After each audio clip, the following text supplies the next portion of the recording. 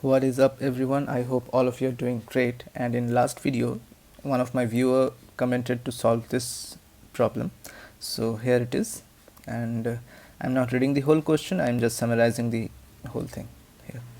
So there are two particles of identical mass. Particle B have a charge Q, particle A is uncharged. The whole system is moving towards right with an initial velocity u. Okay, and the whole system enters the region of an electric field, and then the dumbbell is observed moving in the matlab after some time the dumbbell is observed moving in the direction, in the negative x direction with the same speed u.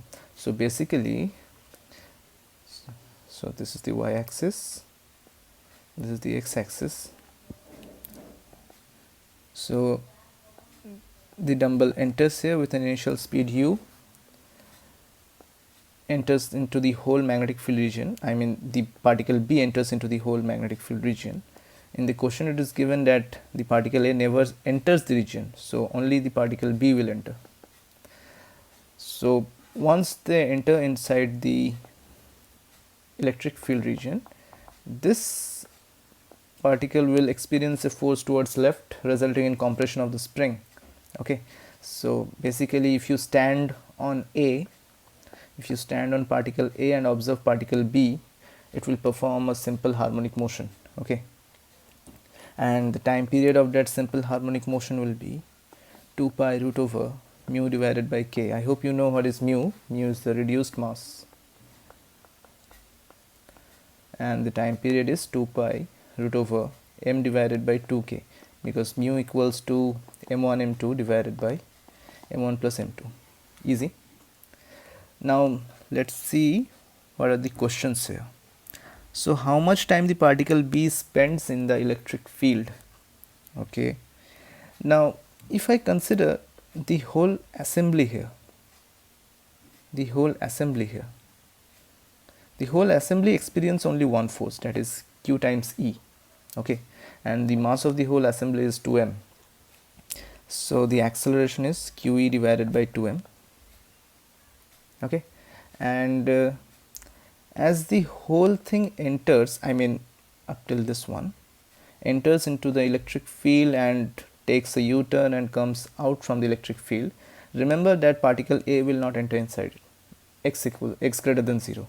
Okay, so we know S equals to ut plus half a t square. We can use this equation because this is constant. So for a U-turn of the whole assembly, actually the center of mass of the assembly, displacement is 0, u times t minus because the force is acting towards left and the motion is towards right, QE divided by 2m times t square. So that gives you t 4 mu divided by QE. So this is the time spent by the particle B inside the electric field region. Okay, I hope that was clear. So this was the easy one. Now let's solve the second question. Now if the process takes place exactly in the same way as described, I mean like this, what should be the relaxed length L of the spring be? That means the minimum value of the relaxed length of the spring. Now to find out the minimum length of the spring in relaxed state, we need to use the work energy theorem. So this is y, this is x. Okay, so just before entering the electric field region, the whole system have a velocity of u, and when it reaches the extreme position in this region for x greater than 0, the spring gets compressed by some value.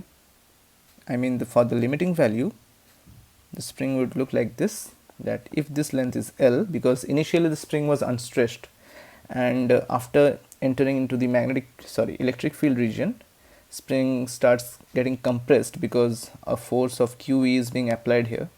So let the compression be x, so the final length be L minus x. Okay, Now as you can see, if we consider the whole system again and we draw the free body diagrams here, on this particle a force of QE is being applied, and using work energy theorem, that work done by this force will be equal to the electric field is doing work on this particle, or you can consider that work is totally converted or totally utilized to change the configuration of the whole system only. So you can say that the work done on this particle is equal to work done on the whole system by the electric field. So that will be QE into L minus x, because this particle has traveled a distance of L minus x. That will be equal to final total energy of the system minus initial total energy of the system, because as in the question it has said that where it is, spring length becomes minimum only once. Okay, so basically it does only one oscillation. The whole system does only one oscillation inside the electric field. So final total energy of the system, because here V equals to 0 I have considered, because this is the case where the particle A got the most probability to enter inside the electric field, but in limiting condition according to the question it must stay here only. So there is no kinetic energy. Potential energy of the spring is this one. Okay, nothing else. Initial total energy of the system is here. That is only half mu square times 2, because there are two masses with zero stretching or compression of the spring. So there is only kinetic energy of the two masses. So we get here QE times x minus L equals to half kx square minus mu square. So our target is to find L here. Okay. Now let's see how can we but we need to remove x, we need to remove x, and we need to remove k. Now x can be removed in one way, I need to find some other way also, but this is a longer way actually. Now if you observe particle A, there will be a force kx only. Okay, because the spring is getting compressed and it pushes the particle A towards left. So at any instant the acceleration of the particle A will be kx divided by m towards left. Now if you observe particle B with respect to A, you can see what kind of forces.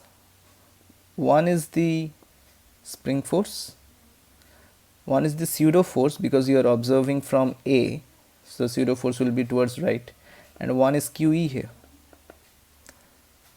Okay, so now with respect to particle A, when you are entering the region, the initial speed of B with respect to A was 0. Now when you have totally entered the region and reached the maximum distance into the electric field region, then also the speed of the particle B with respect to A is 0. Okay, so with respect to A, final kinetic energy and initial kinetic energy both are 0. So again using work energy theorem, on B with respect to A, you can write that 2kx minus QE, that is work done on B when you are observing it from A, okay, from 0 to x, because initially the stretching was 0, the compression was 0, and in this situation the compression is x, equals to final total energy minus initial total energy, because with respect to A, initial and final, in both the situations the relative velocity is 0. So that gives you kx square minus qex equals to 0, and from here you can get, okay, one more thing, q times c divided by k. Okay, so now we can use this equation. We have got x here. Now we need to find out k. Again as I have said, the whole assembly performs only one complete oscillation. So this time will be nothing but the total time period of the whole assembly here. So T equals to 4mu by QE equals to 2 pi root over m by 2k, because mu equals to by m plus m, that is m by 2. Okay, now we need to find out k from here. Now if you solve this one, you will get k equals to pi square m q square e square divided by 8m square u square. Okay, we have got k, we have got x. Now just put it in this equation. You will get QE times x minus L, that is QE by k minus L, equals to half kx square equals to half kx square minus mu square. Okay, just put the value of k here, and if you simplify it, you will get L equals to mu square by QE 1 plus 4 divided by pi square, or as it is given in the book, the minimum length of L must be this one.